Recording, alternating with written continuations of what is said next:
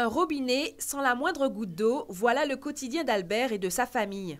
Et cela, ça fait des semaines que ça dure et on a des difficultés énormes pour pouvoir assurer le quotidien. La vaisselle, c'est une chose. Le lavage de linge, évidemment, il faut oublier, parce que la machine à laver, il est hors de question de la mettre en route, sinon on risque de la détériorer. Et puis ensuite, surtout les sanitaires. Alors les sanitaires, c'est vraiment un gros problème qui même peut entraîner des problèmes de santé. Pour pallier à ces difficultés, Albert a dû trouver des solutions.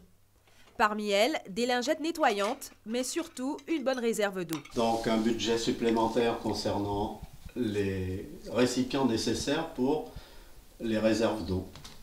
Alors il y a ce jerrycan et j'ai aussi des petits jerrycans de 10 litres que je vous montre. Voilà. Et il a fallu acheter tout ça pour avoir quelques réserves d'eau. Un budget de combien à peu près? Combien ça vous a coûté? Alors là, il faudrait que je fasse le total, mais enfin, une bonne centaine d'euros quand même. Hein. Ce matin encore, le riverain attendait désespérément le retour du liquide bleu dans ses robinets. Une attente longue et sans la moindre explication du SIAG ou de la Générale des Eaux. En attendant, des citernes d'eau ont été mises à la disposition des résidents qui ne décolèrent pas. Ça fait trop longtemps que ça dure.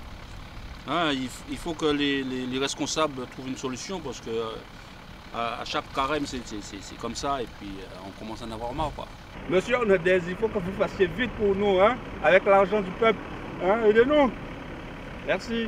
Et le maire de Saint-François, lui aussi, se pose des questions. Comment, pourquoi la section de Mai est-elle privée d'eau? A priori, aucun problème sur le réseau de distribution. Nous ne comprenons pas qu'alors que nous faisons partie d'un syndicat qui produit autant de millions de mètres cubes d'eau, qui est censé être largement suffisant pour couvrir les 12 millions et quelques mètres cubes d'eau que nous consommons au sein du SIAG, je ne comprends pas qu'à Saint-François, depuis bientôt 15 jours, des administrés sont sans eau. Aujourd'hui, si l'eau peine encore à revenir à Mai, les factures, elles, arrivent à bon port aux grandes dames des riverains.